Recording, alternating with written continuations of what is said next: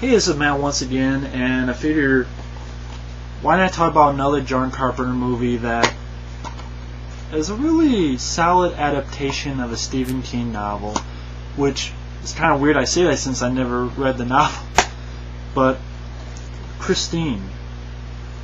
Now, I know the idea to a lot of people about a killer car is silly, stupid, or even ridiculously dumb, idiotic, and pointless. But I've always enjoyed the idea. I mean, granted, I saw Maximum Overdrive first, and I always love Maximum Overdrive. It'll be my favorite. But John Carpenter, with this movie, did an excellent job. How do I start off with? First off, I think the way it was set up with this movie, I think the book was not even out yet. I think that's the case. I think the book wasn't even out yet. They go, oh, you know, Stephen King, a lot of them movies have been popular in some way, and a lot of people are doing it. Like The Shining was made, and I think even, I'm not sure if Cujo was made by then. I know Carrie was. Carrie, The Shining, oh, let's do this.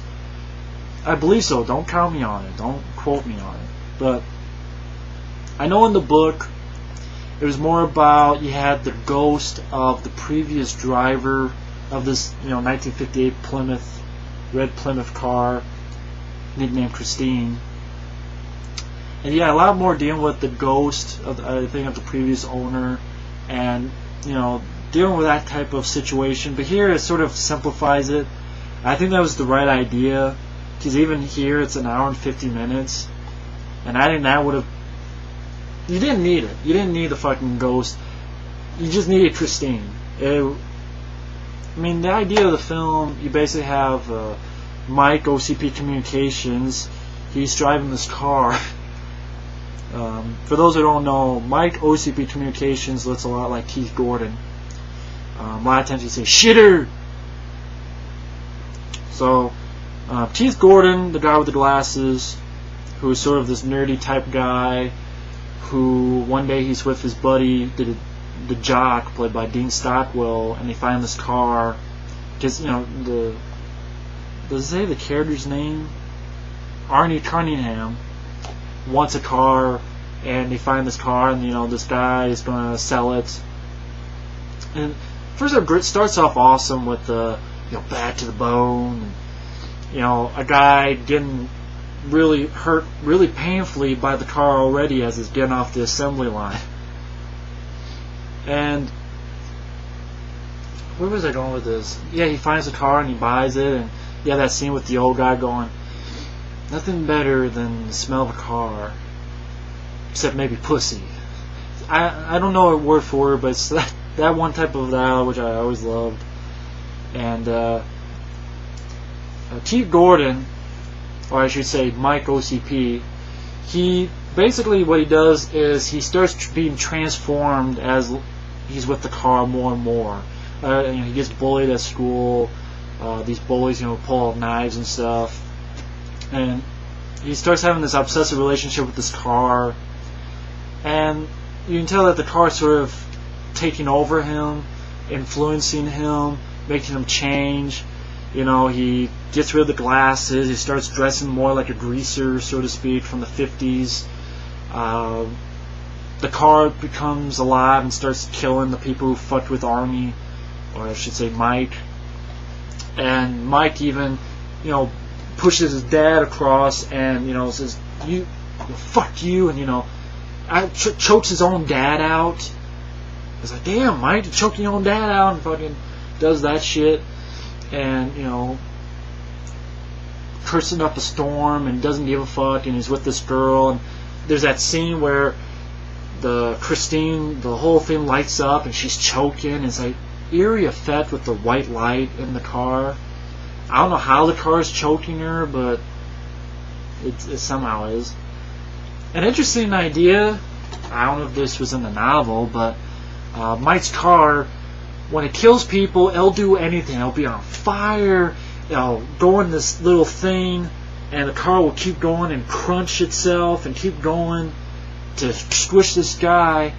And previously, maybe that's why the car went after him as well, they beat the shit out of the car because they knew it was Mike's car, and they beat the shit out of it. And Mike goes up and goes, "Okay, show me." And the car reconstructs itself, and they did it practical. Basically, they crunch it, and then they just filmed it in reverse, and it went back to itself, and it works terrifically. It works well, and it's like, holy shit, this is a car that you can't fucking get rid of. How the fuck do you stop something that will not die? Can it die? Does it have a fucking soul to die? And I like that idea of a car that, great little bits of action scenes when stalking the people who fucked with Arnie and fucked with her, or, fucked with Mike and fucked with her, Christine. And then basically it gets to the end where Dean Stockwell and, the girl has to sort of face Mike and Christine. And you have this little role by Harry Dean Stanton, sort of a little investigator. And there's a point where Dean Stockwell's character gets hurt and he's in the hospital and realizes more and more that Mike's changing. And then it gets to the end where, how do you fight Christine? Get something bigger and crush the shit out of it. And before Mike gets killed, he gets going after it and gets thrown. And I know one of the things people think is, okay, when the car's killing people, the windows are sort of tinted, you can't see in them. Was Mike always behind the wheel of the car? Or was Mike, I don't know, was he not in the car the whole time? You don't really quite know. But then Mike dies and touches the car as if pressing almost like a sexual matter. And basically they crunch into a cube, but then you see a little bit move and it's still alive. But this movie is not one of my favorite John Carpenter movies. I'll say the good points. Mike. People are probably wondering, why the fuck do you keep saying Mike? Well, for those who don't know, I already mentioned before, but for new people, I have a good friend of mine, one of my best friends, Mike, also known as OCPcommunications.